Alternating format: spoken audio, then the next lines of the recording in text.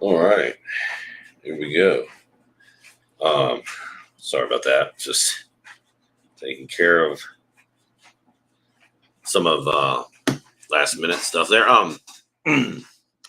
Yeah. So I know I'm kind of catching people, by surprise with these live stream stuff.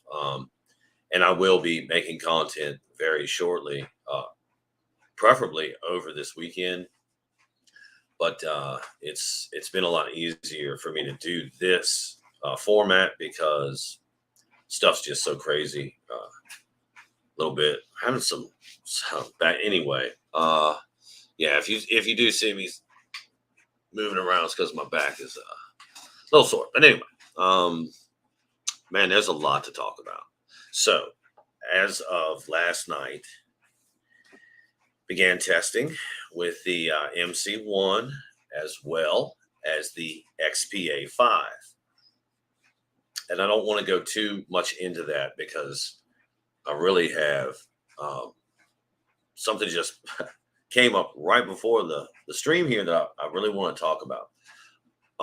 So I just will say it's going well, and there's just so much more to do and to test. Um, so I don't want to say that. I just don't want to say too much about it, but I think it's important to mention that the testing has begun. Uh, so, man, that's big, really fun, exciting. So I'm gonna need some time for that. Anyway, let me move on to something now and just give a. Let's see. I think I have the email right here. Let me give a shout out right quick to Matt Stockberger at Sweetwater Sales. Sweetwater. He is a sales engineer over there, and I got a call from him this morning. It was a totally unexpected call. Um, as I said, he's a sales engineer over there, and I had placed an order. He wanted to reach out and make sure that I was, if I had any questions moving forward, um, especially about the equipment, the gear I'm running, and what I may or may not need moving forward, that I needed to, or I could reach out to him, which, man, I think is incredible. Uh, as I said, totally unexpected. Let me tell you one more time what his name is. And guys, we're live, so if y'all hear anything going on, don't worry about it. It is what it is. Matt Stockberger, okay, from Sweetwater. Uh, so we'll make sure I got that out there. Listen, so he calls up because I placed an order, and this is going to tie into the Emotiva stuff here. I placed an order for interconnect cables, RCA male to male, and I believe the length on those was I don't know, 3 meter. Excuse me, 1 meter. Yeah. So they were one of the only places that I could find within the past several days uh, that had the type of interconnects I was looking for, and they're out there. But you can spend anywhere from $40 for a single cable, maybe 25 from a single interconnect cable to $200. As is there a benefit? Well, I'm not going to test that, y'all. I'm not going out here buying $200 cables, interconnects. That's one, and nine are needed. Not doing that. So won't know the answer to that. Whoa, I'm being attacked. What's up, you bad boy? He's a bad boy. He's a bad kid. He's a bad kitty. This is Duck. He's an ugly duck, but he is only Duck. What are you? 14 weeks, maybe. He got his second mouse last night. That's pretty impressive. That's his second mouse, I think, in 2 weeks or like 10 days. Really impressive for such a young guy. He might be 15 weeks. I think he's 14 weeks. Anyway, so this interconnect discussion that I had with Matt was very interesting. Even more so, I thought it was great that that Matt reached out. And we just don't see that a whole lot. Emotiva has not reached out to me. I've done plenty of reaching out to Emotiva, and let me say this: they have answered every question I've ever called them and asked them. They have. I've even spoken to one of the engineers over there that makes the equipment, and had a great, candid conversation. And I gotta say that while I like what Emotiva is doing right now, they're not calling me. So that's just very interesting, I think. And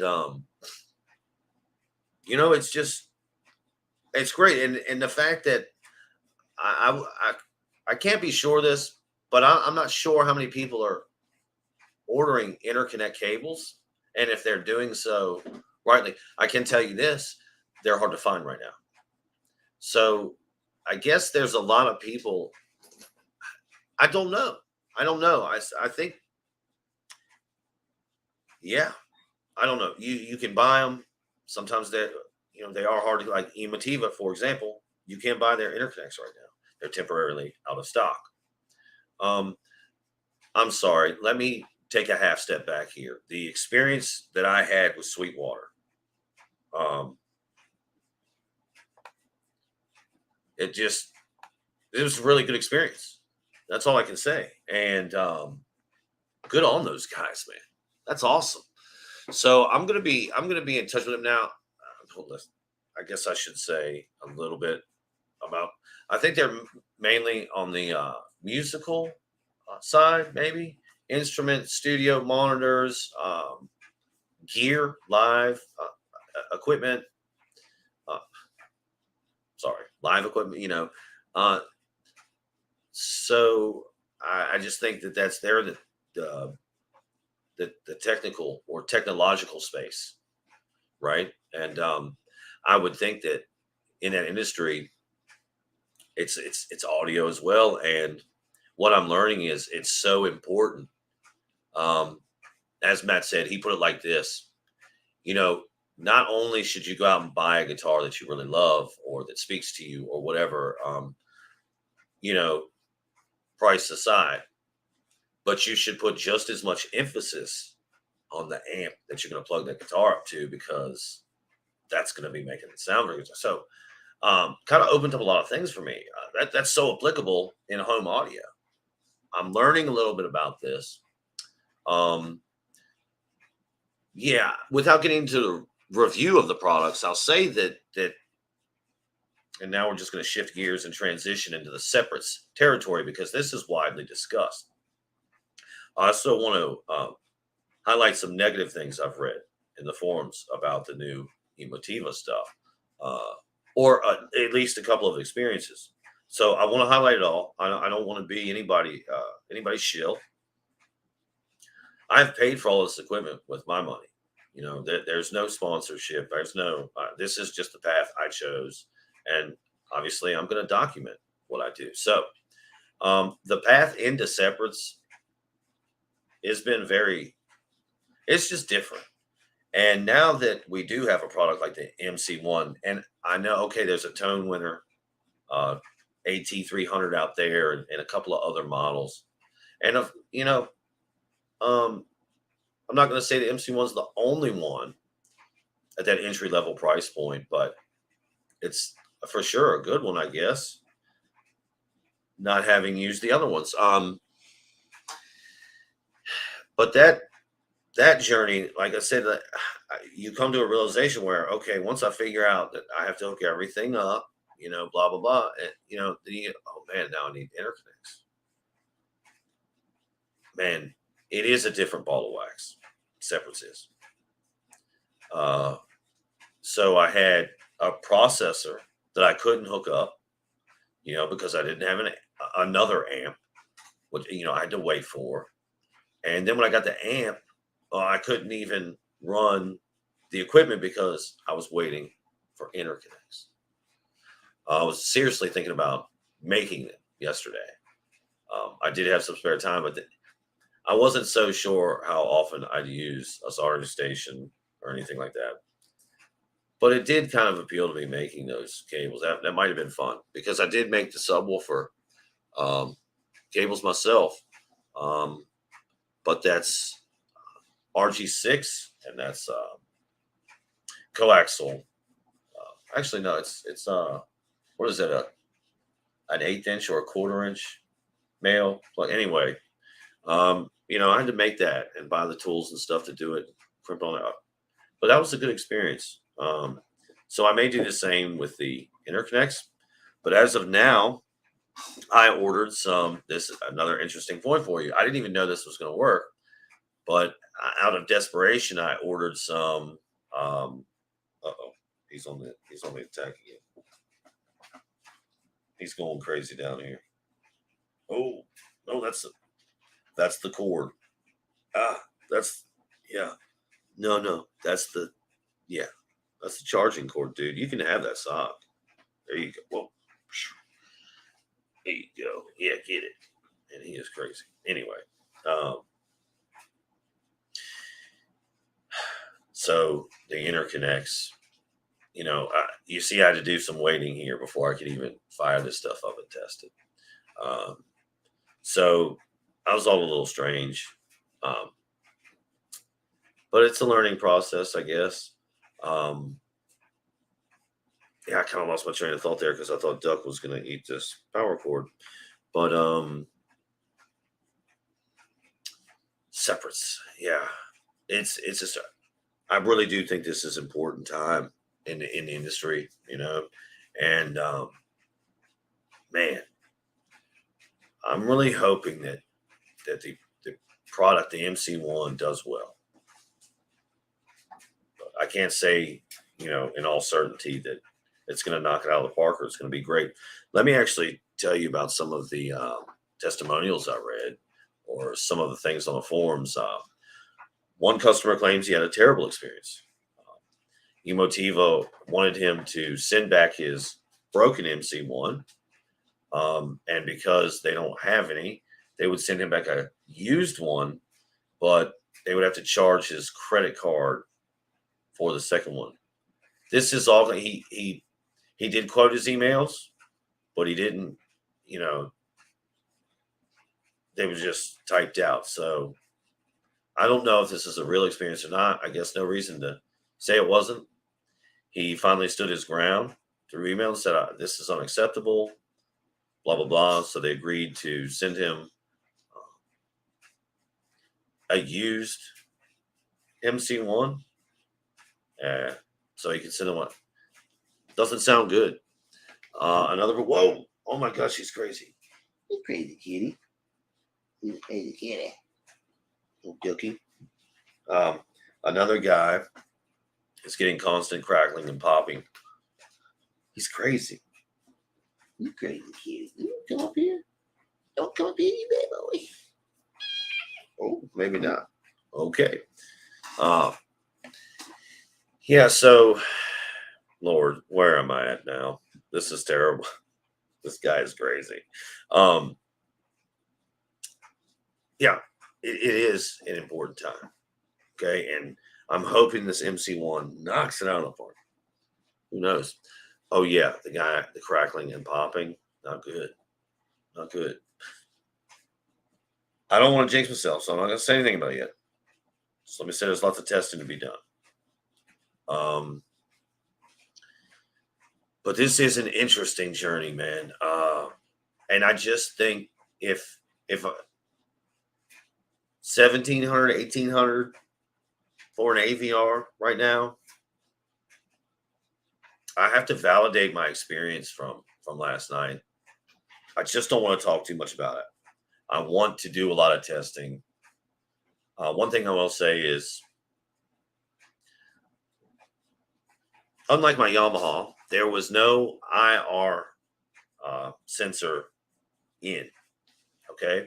So every time I wanted to control that Yamaha, I had to get up, walk to my media closet, and point the controller somewhere near it, the remote, so it worked. There is a lot of things missing from the MC1. They stripped the MC1 down for sure. But one thing it does have is that IR input. So it has been so nice to sit back and be able to control the processor um, from my couch and not have to get up. So that's one thing that they put in there for us. I'll say that. It's amazing. It's great. Yeah, just that alone, I just find that so comfortable and convenient for me that I know that they stripped this thing down. For those of you that may not know what we're talking about, let's go over here. Let me see. Let's see. Show you this guy here. Motiva. I will share. Okay, here we go. Let's share the screen. Let's do that. Yeah. Okay, then I click that. I'm gonna click that, and we're sharing. All right, cool. Let's check out the basics MC1 for those, or for any of us that may not be clear about this guy. So as you can see, you could 13.2 channel Dolby Atmos DTS-X cinema processor. I can confirm the 2 channels, the 0.2 for the subs, totally independent. So again, going back to my Yamaha TSR7, TSR 700, that was a mono signal. Yeah. Do I notice a difference? Yes. I do, but I'll get to that in the future. So I brought us here to show that, as you can see, the product here is, a lot of people would say it's bare, and I've read and seen a lot of people talk about the lack of XLRs. Okay, and a lot of people say, "Oh, that's a deal breaker for me." Okay, well, there's 2 right here for your subs. My subs don't have XLRs, so I have to use the pre-out here for the subs. But my subs are set to LFE, and my crossover is set to 80 everywhere. I checked that last night because that was the first time we got the MC1 up, which wasn't without its issues. But we did get it up. And yes, through a small setup procedure, I did leave everything at 80. Running the Yamaha, I did have I had couple speakers, couple sets were set to 60 hertz, and I believe my heights were set to 100 because I couldn't choose 90, which I didn't like. But that's the Yamaha TSR 700. So every crossover is set to 80 as of now, and I have not. That's another distinction I should make. I've not run the first room correction. Not done anything. I just went in and manually checked to see what's what. Did the small, I said, a piece of the setup. So the MC1 knows I'm running 5.2.2 system. I start all that to say that the subwoofers are independent. So that's great. Again, a lack of, can we do that? We can. All right. So here we go. There's that IRN. Oops. Oh no. Uh-oh. What are you doing? Oh, wrong one. Oh, sorry. Jeez. I'm just messing this all up. Okay, so whatever. We'll leave it here. I don't know what. Whatever. That's the IR sensor I was speaking of, which makes it easy for me to now control the processor, because as y'all know, my stuff's in a media closet, man. The only thing on my wall is a display. And that's the way I like it. But yeah, so there has been the discussion of the lack of the XLRs. And I don't know what to say. It's $9.99 USD, y'all. You know, I think I should say another thing about the MC1. When I first booted it up, it told me, I think it said boot okay, system loading, something like that, which it did for quite some time. I mean, like 30 minutes. I was like, all right, no. So I cut it off. I turned it on, and the same thing happened. I waited about 15 seconds and turned it back on. So then I turned it off. After about 10 more minutes of just watching the loading thing, because at that point it would not, even if I held down that power button right here in the middle, it would not shut off. Just say loading. So I had to physically reach around back and cut it off at that point. I waited 15 seconds, 20 seconds, cut it back on. Same thing. So the next time I cut it off, a few minutes later, I unplugged it and gave it about a minute. Plugged it back in. Boom. Everything's lovely. So that was the only hiccup I had. I have read popping and crackling, bad popping and crackling from one user. Amir from Audio Science Review has put out his review, and it's not good, honestly.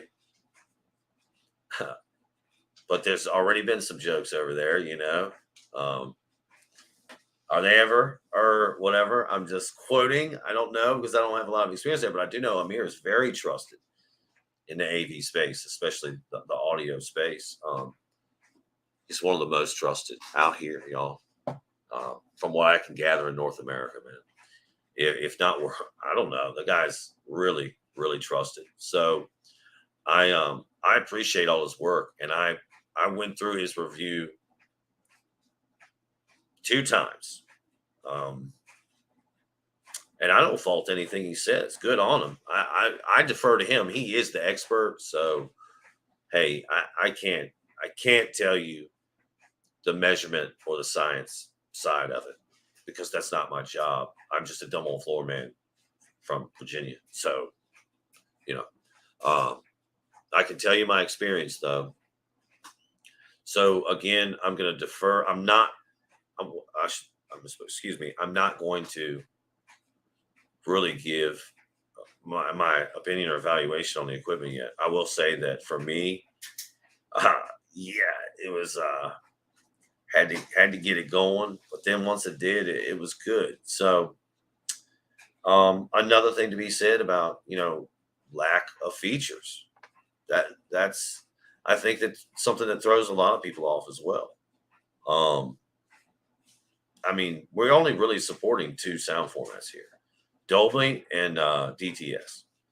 That throws people off. Doesn't throw me off because, you're not paying for the licensing. A lot of times these, again, we're not even in 2.1 territory with the MC1.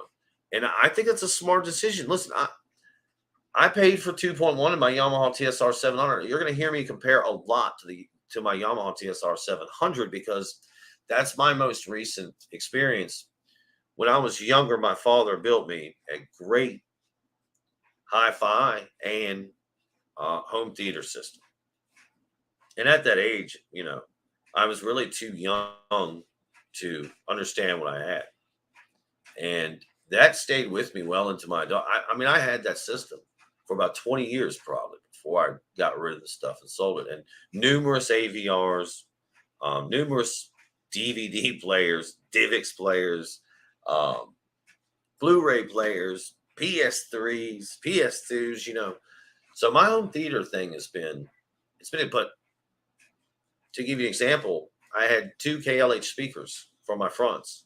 They were the floor standing speakers with a 4-inch mid woofer, 2 12-inch subs, and a 1/2-inch tweeter in each speaker. And that was crazy. I had a 12-inch Infinity sub with a preamp on the back. They came with 2 satellites. It was all a really good, but I never calibrated that sound. Never adjusted those speakers. So I'm trying to say two things here. One, that I have a lot of experience in home AV, but two, I'm kind of ignorant to it as well. It's like, okay, I know how to hook my stuff up, but I haven't been doing this for 20 years. Do y'all want to know about hardwood floors? I can tell you about hardwood floors.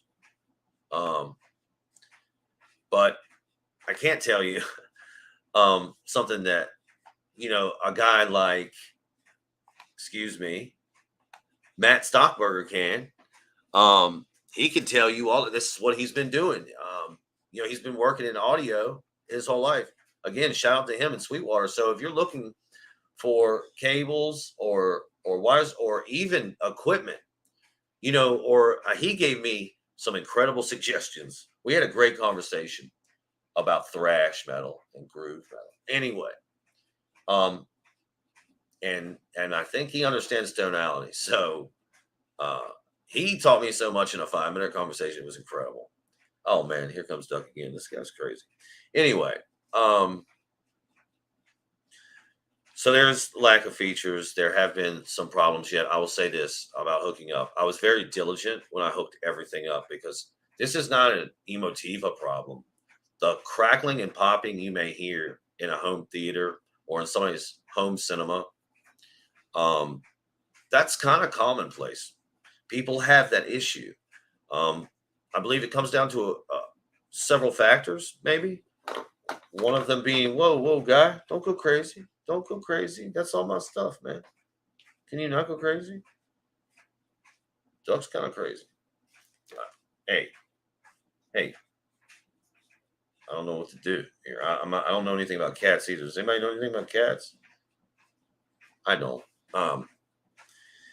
However, we have 3 dogs and now a kitten, and man, it's a pretty happy household right now, I think. Oh man, don't fall, bro. Need some help? You gonna all right. Okay. All right. Anyway, um I don't know what he did, but so yeah, I think that's a home theater problem. I was very diligent in the way I hooked everything up, and may I suggest this? Obviously, nothing was plugged in. The amps and the the processor were not plugged in. Okay, there was no power running them at all while I made the connections. Same thing with the subs. If you've ever unplugged your sub from your AVR, say, and you haven't turned off your sub, and you touch that little connection, you'll hear that. So, and I don't know what that is scientifically, but whatever that is, it's not good. We don't want that. So my subs were just powered off and unplugged, as well as the equipment when I switched out the rack. And so once the processors in the rack, that was the last thing in, everything gets wired to the processor. And the last thing to get wired was the interconnects from the amps to the processor. And then everything got plugged in. Now, aside from my boot up or startup problem with the MC1, I can report as of now, no consequence, no crackling, no popping. That's an experience I had for just a few hours yesterday. Yesterday evening, it was late and I wanted to go to bed. So by no means am I saying I don't have this problem. I just don't know yet. I don't know. Hey, who knows? So one thing that I want to make clear, and let me just go ahead. I guess I can stop sharing that. Yeah. One thing I want to make clear about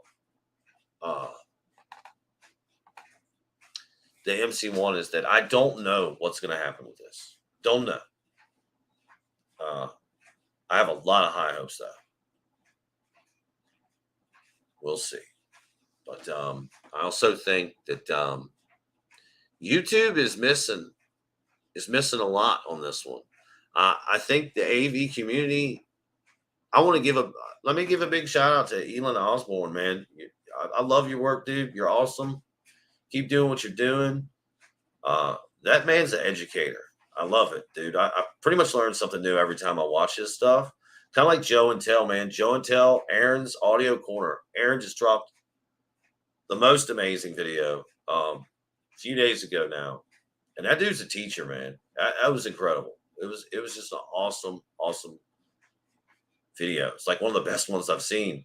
Shauna D, like that dude just dropped something crazy, crazy. Like he changed my whole perception of Dolby Atmos and what's going on with the mixes and the up mixes and the down mixing. Man, he blew my mind, brought so much awareness to that exact topic. Those are just some of the guys that I follow a lot, man. You can learn a lot from these guys. Anyway, I don't know why I just started shouting out people like that, but that's what happens sometimes. Oh, yeah, I remember because aside from Elon, the community is pretty quiet about the MC1, and it's crazy. It's crazy. I already have the speakers. I already have the wire, whatever.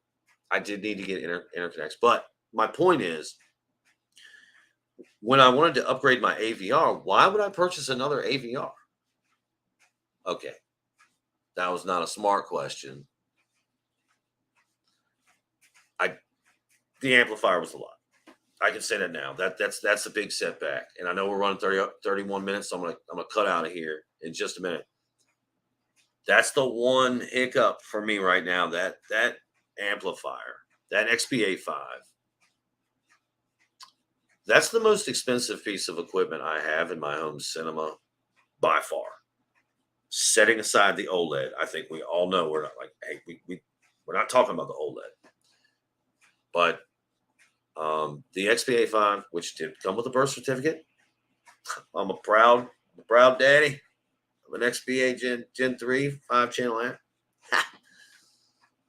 Man, it hopefully lasts a long time, but yeah, there hasn't been enough. And I think that's kind of like, I don't know. Who am I to say anything about to the content creators on YouTube? I'm not a content creator. I'm not y'all. I admire you. I appreciate you. I respect you. I'm not talking down or bad at all to any of these people that aren't covering this. But listen, you don't have to go buy an XPA 5 Gen 3 amp. Emotiva themselves offers a lower level line of amps called the Basics amps. I have a Basics A4 and I love it. You can get a 5-channel amp on Amazon that'll shoot out like 100 watts, whatever, a channel, all channels driven, for under $100. So you don't have to buy these big crazy amps. My point is, when it came time to upgrade the AVR, what I thought was time to upgrade the AVR, the Yamaha TSR 700, which, by the way, I still love for the money. I think it's incredible. But moving beyond that, the next comparable thing was going to be like $17.99 from Denon. And I know that's a different level. Okay, I know Denon does make budget level AVRs that are more competitive with, say, Yamaha's TSR 700. Maybe 100 or 200 bucks more, whatever. But in 2022, obviously, I was looking to make an upgrade. I was looking to go from that pretty much basement level AVR to a different experience. And when I compared modern day AVRs and all the 2.1 problems, by the way, good on Yamaha for doing what they said they would do and handling that situation. United Radio, thank you as well. They are the people that handled the HDMI board swap for Yamaha, and they did a fabulous, awesome job. Those people really did well. So good on them, and good on Yamaha for that. But my next AVR was not going to be an AVR with all these things I didn't want. And by the way, unless I buy the $4,500 or now $5,500 8500, I can't control what speaker goes where. Yeah, I can preamp or pre-out some speakers, but they're pre-assigned in a setup menu. So if I wanted to say maybe have these speakers over here on an external amp and not these, it's not possible unless you buy the Denon flagship. So it just made no sense, man. On sheer, what is the word I'm looking for here? On sheer value alone, Emotiva with this MC1 has just destroyed the competition, in my opinion. This processor doesn't even have to be good. What are you going to expect? Guys, we're paying like $2,500 in 2019 and 2020, $3,000 for AVRs that didn't work. This industry sold us features that didn't work. Guess what? LG is going back to 48 gigabits a second on their new chips, on the C2s and G2s. I don't like the way that smells. The industry is all jacked up. Keep ramming stuff down our throat, telling us to buy this, that, and the other. You got to have all this. You got to do all that. That's the only way it'll sound good. Oh, yeah? Whoever was sitting around at Emotiva and was like, you know what? Basics, only we'll spell it with a capital X. We'll make it, some decent, affordable equipment. And we'll just market it to the lower level guy. That dude's a genius. Have you checked Emotiva's website? Oh, stop screen sharing. They're out of something or another. Man, that reminds me of Glenn Danzig. It's coming down. Sorry, Danzig song there. But anyway, good on Emotiva, man. And I don't know why they decided to go that route when everybody else is going the exact opposite. If you look at Yamaha's AVR line for 2022, it's expensive, man. The RX A6A, that's at $2,100. The RX A8A, but you want their 11 channels of processing? That's 11, right? It's 11. That's $29.99 USD, y'all. That's where we're at these days. If you want an AVR to do all these things you need, bottom line, you're probably $17.99 USD. I don't care from what maker, what model. I mean, you're going to have to step up at least to the mid-tier to get some of these features anyway that you don't need. So the industry, whether it be the audio or video side, what have they done? Think to yourself, what has the industry done in the last 4 or 5 years? Well, Sony gave us a bunch of TVs and a new console that don't work. All right, they fixed VRR on the LCDs. I don't know, did they? I think they did. I don't know. I don't know no Sony display. Refuse to. Not doing it, Sony. Sorry, man. I must be in a negative mind space right now or something, because I feel like I'm just that close to just lashing out. Boom. I'm kidding. Anyway, yeah, it's been 40 minutes. I really like this format. I love the live stream. It's been fun. And of course, this will post to YouTube. I hope. Hopefully it does, because there's a lot of good information in here. But my friends, please rest assured that there's going to be a lot of testing to come. I'm not going to let you down. I'm going to be making notes, and good, bad, or indifferent, I'm going to tell it as I see it, as I experience it. And that's the bottom line. 'cause HomeTheaterJoe said so. Sorry, it just popped out of there. I really wanted to go Macho Man or something, but I couldn't figure out how to work that in there either. So. Anyway, maybe I should stop doing that. It's kind of fun though. I also have this idea. I think I should put out these little audio clips of I don't know, little catchphrases or sayings or something like boom, or check this, it could be boom, or could be I don't know, any kind of phrase, like please and thank you. And I should drop a bunch of these little audio clips and people can just use them at their leisure. Put them in there. Please and thank you. Something like that. Anyway, that's just an idea. I'm loving the live stream though, dude. It's so fun. And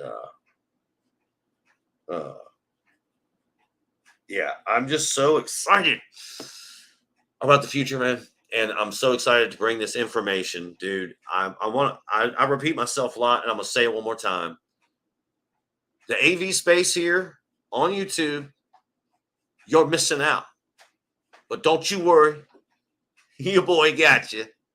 HomeTheaterJoe, I got you. I'm good, bad, or different, man. The information's coming on this MC1. And yeah, I'm just so excited. So let me say one more time, Matt at Sweetwater, if you guys need any kind of cable, it was just a great conversation with him. I'll be working with Matt in the future for sure. I don't get paid to say that, dude. I just met that guy. He just called me this morning.